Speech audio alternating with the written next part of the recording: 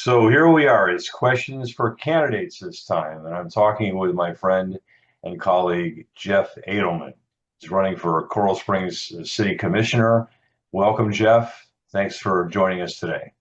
Mitch, I really appreciate you having me on, and I'm looking forward to answering your questions and letting the viewers, listeners know a little bit more about how I feel about my city that I've been in for over 40 years and get them to know a little bit more about me in this interview.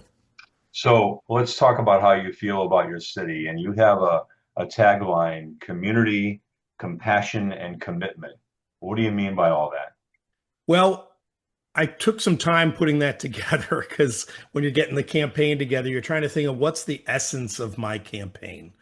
And well, community, I've been here since I was 9 years old. I went to Hunt Elementary School, Forest Glen Middle School when it was built in all portables. I was actually the first graduating class in the building that's there now. And Coral Springs High School. And I started my legal career right here in Coral Springs. I have raised two amazing boys in Coral Springs. One is at the University of Florida, Benjamin, he's a sophomore, and Jacob is a junior at Douglas High School. And it is just such an honor to be able to run for the city that you love, the city that raised you. To be able to do it, I mean, it's an unbelievable opportunity. So when you started your legal practice, you were working with your dad in Coral Springs? I worked with my father, Larry Adelman, for the majority of my 23 years as an attorney. My dad had a practice. It was Lawrence T. Adelman, PA, and then it became Adelman and Adelman, PA.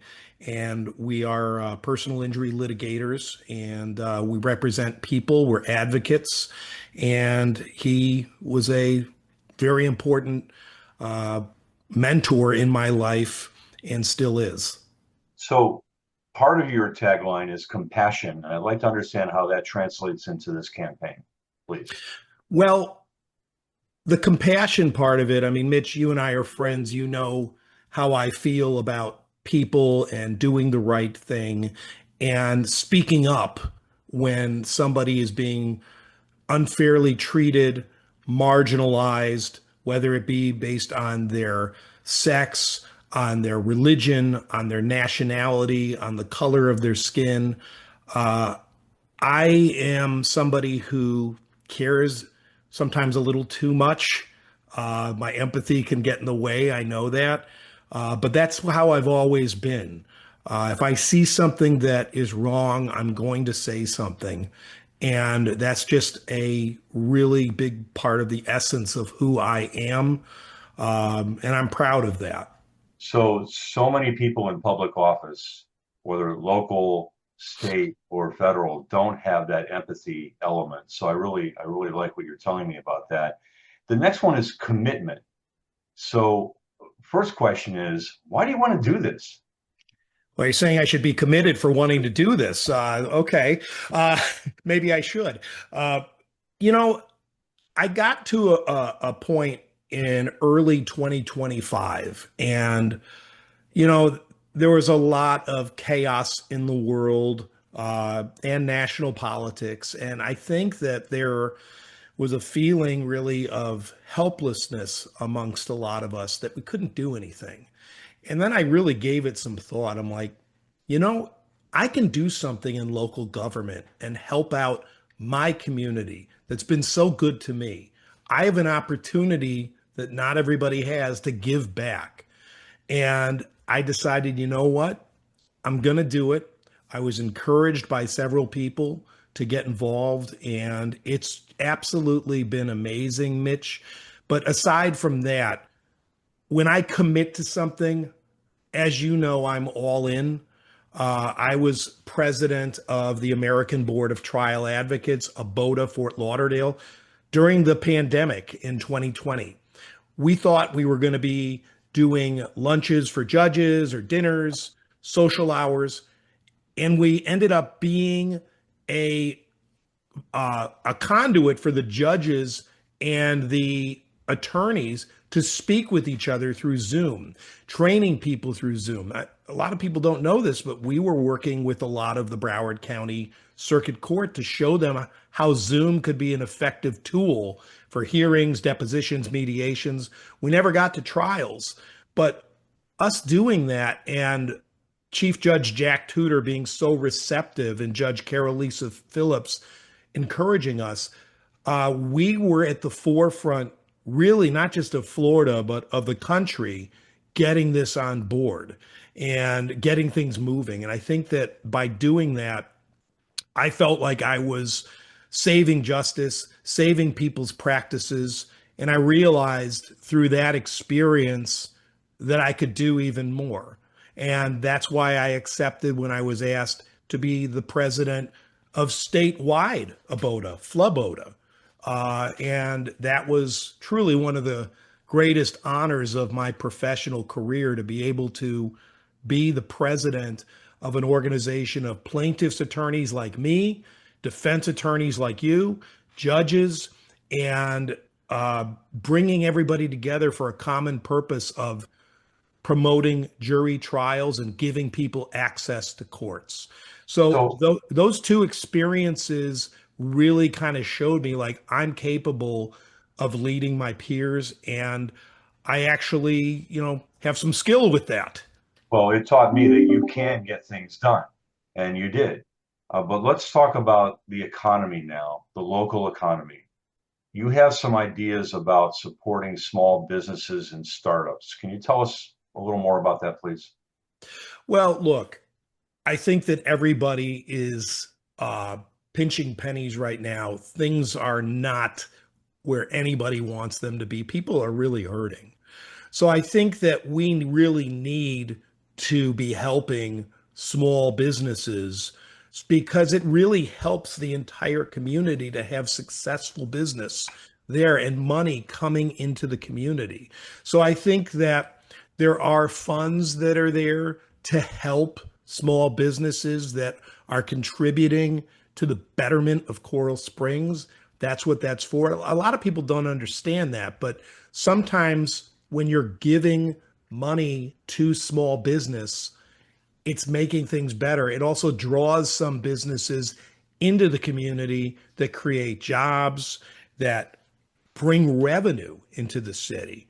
All of those things are incredibly important for Coral Springs to sustain itself as a great place to live and a great place to have your business. So while, I'm not there yet, I'm not in the commission, those are the type of things that I'm interested in doing because I don't want to see what we are seeing right now. And a lot of businesses shuttering up. That's a shuttered dream. That's a shuttered opportunity for revenue to come into the city. We have to be smart about it, but we have to be forward thinking. How does this benefit Coral Springs? Have to And be clear. forward thinking and innovative and strategic, which you are. Let me ask you this. Right now in the Florida legislature, there's talk about property tax reform. And no one really at this moment, today's February 22nd, 2026, nobody at this moment really knows what that's going to mean and what the impact will be on local communities and cities and municipalities. So, what are your thoughts about that? Because if property taxes are reduced or trimmed or cut, what concerns do you have about what that means for Coral Springs? Well, I think that, again, there's a lot of unknowns here. I think that everybody can agree that Florida property owners need tax relief. I think that the numbers have gone through the roof of what I'm paying personally for property taxes and what my neighbors are paying. So I think that everybody would be on board for some relief, but we have to be really careful about that because what this city does for its residents is dependent on a lot of that tax revenue. So I think that the next commission is going to have to take a really hard look at the Coral Springs budget and make some uncomfortable decisions, some cuts to certain projects. I think that to say otherwise is just denying reality. But this is kind of like a work in progress. So we'll have to see what comes out of there. But I think inevitably there's going to have to be some budget cuts in the government. And look, we should always be looking over budgets and trimming the fat where we can, but we really can't tell what's necessary until we know the new norm, the new rules with these tax cuts. So let me ask you about this. You spent a lot of time talking to leaders in the police department and understanding public safety in the city. What are your thoughts about the police department? I understand that they have a pretty good required minimum education level. Can you talk to us about your feelings on that? Look, I've been in Coral Springs since I was 9 years old. I'll be 50 in July. The Coral You're Springs, still a young guy, so don't worry. It's okay. well, feeling like it less and less, but thank you, Mitch. One of the best things about Coral Springs is the quality of our police department, led by Chief Brad Mock. Officers who come to Coral Springs, they don't leave. And the reason why is they're treated well. And we need to support them. We see a lot of things around the country that we don't see here in Coral Springs. That's a testament to the leadership of the Coral Springs PD and the personnel that they have. Look, their obligation, their mission is to make Coral Springs a safe, fun place to live, make sure that they're protecting people. I like that they are being forward thinking with some of the e-scooter stuff that's going on right now, making sure they're protecting kids and others who are using e-scooters and e-bikes, and also protecting drivers, because this is a business that's kind of exploded. And I don't think the laws are set up to Right. really deal with it. So I appreciate the fact that the Coral Springs PD is trying to do something about it. I think it's a difficult issue. I know I was in one of the restaurants on University Drive near the Four Corners area last night, and we had to swerve over to avoid a guy on a little scooter who wasn't well lit up, and it was a dark area. So that is a challenge. But Yeah, it certainly is. And given what we do, we know how dangerous they are. right. But you talked about quality of life. Let's talk about parks for a minute. How do you feel about the parks and their quality of life offerings for the city? I utilize the parks um, almost every day. On my morning walk, I walk over to North Community Park or Betty Stradling Park from my house. Um, I think seeing trees, green, it does something for you to be out in nature. Even when I travel, I like to be immersed in nature. There's a certain calm that it brings to your mind. And we have 49 parks in Coral Springs, and I am committed to making sure they are maintained and the quality of those parks remains at the top. If I'm lucky enough to serve as a commissioner, that's a very high priority for me. I played baseball at Mullins Park as a kid, Cypress Park. This is really important. We're a family community. Parks are absolutely essential that they're maintained and are the utmost priority. So another priority for the city is the development of that big corner. What do you call that corner? You have a name for it. Well, it's not my name. It's everybody's calling it the Four Corners, and that's probably the number one thing people bring up to me. So what are the opportunities that you see over the next, let's say, 4 or 5 years for the Four Corners area? Well, the truth is that there's the corner where Publix used to be that Wilma destroyed, and there's been really nothing put there since that hurricane. There's also that dead shopping center where there used to be an Eckerd's there, and before that there was an independent drugstore, and it's an older shopping center, and the parking lot is closed off because there's so many cracks in it.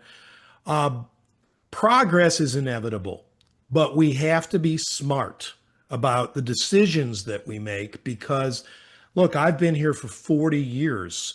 What's the next 40 years going to look like in Coral Springs? Well, there's an opportunity. to change what Coral Springs looks like. And it's not even really an opportunity. It's happening. It's going to happen.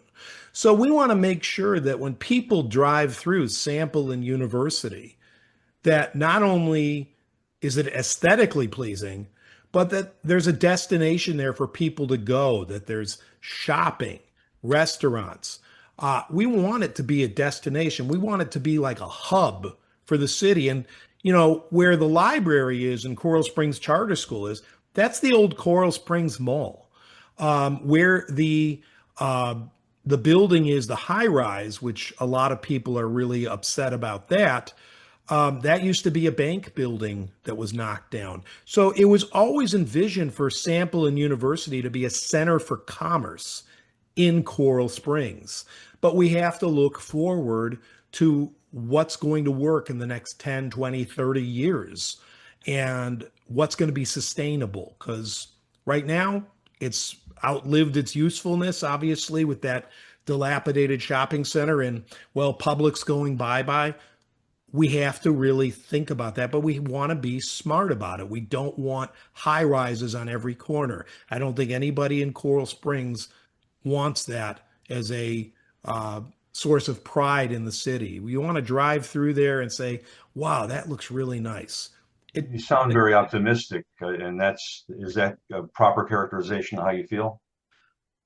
100%. And look, I think that it's important to work with developers, builders, so that they know what Coral Springs residents want.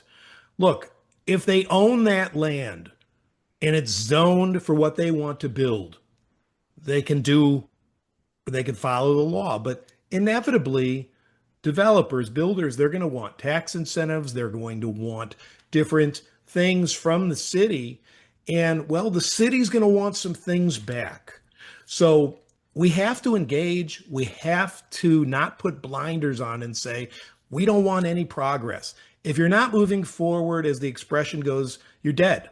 So we want Coral Springs to continue to be a vibrant city for businesses and families. And look, we have a lot of seniors living in Coral Springs. Let's not forget about them.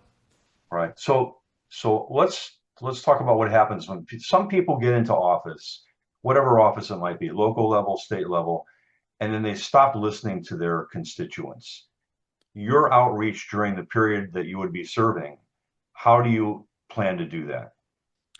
Well, obviously, I live here in Coral Springs, and I never hesitate to give out my phone number, 954-478-1997.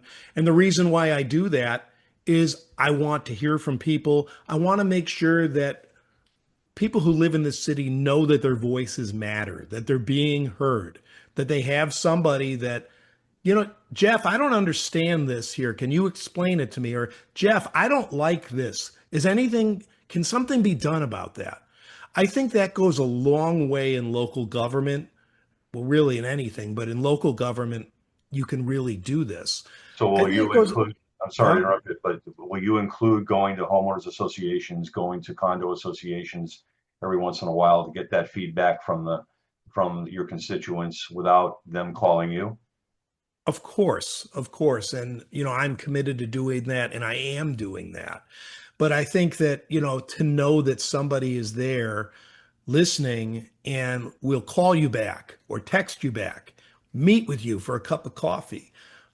That's the kind of leader that I want to be. That's how I am in my personal life. So I'm not changing what I've been doing for the past 49 years.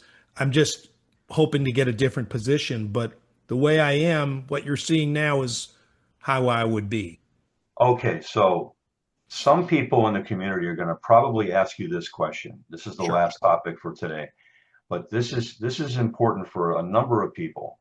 They keep hearing these two letters, AI. I call it always interesting, but other people think it's a concern. What does AI mean for the future year, 2 years, 5 years, 10 years for Coral Springs? And how would you approach it from a policy making standpoint? Whether you like AI or you hate AI, it's here. You better learn it. and you better understand what it does. Personally, I use it because I will do my work. For example, I'll write a brief and then I'll go, take a look at this. Did I miss anything? And it will help you. Now, sometimes it gives me things that I don't like at all, or the judge would throw me out of her courtroom. Okay. But I don't put those things in there. If you're not using AI, and this is not just about this campaign or anything like that, um, your opposition is certainly using AI. So you are really tying one hand behind your back. It's here, it's a valuable tool.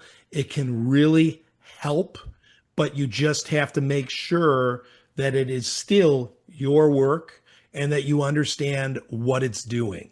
Don't be afraid of it. Learn about it, embrace it, play around with Chat GPT. If you haven't done so, there's a free version on there. It's fascinating. But again, it's only a tool. It's not going to replace people unless we let it replace people. I certainly don't want to be replaced. So I look it over. And again, if it's what I like, I keep it. But a lot of times I chuck some of the information it gives me. But you So take what you leave, huh? what I'm hearing is you're never going to forget the human element of using AI. If you do, you're saying that you are not valuable, and a artificial intelligence can't get certain human emotions or understand nuance or certain things that need to happen. So again, don't be afraid of it, but make sure that you understand it and don't depend on it to do work. And I certainly would not want anybody in the city doing that. And I would, certainly be involved with anything involving artificial intelligence if I were able to serve. Very important question. When you first told your family you want to run for Coral Springs commissioner, what was their reaction? Well, you want me to go through each one?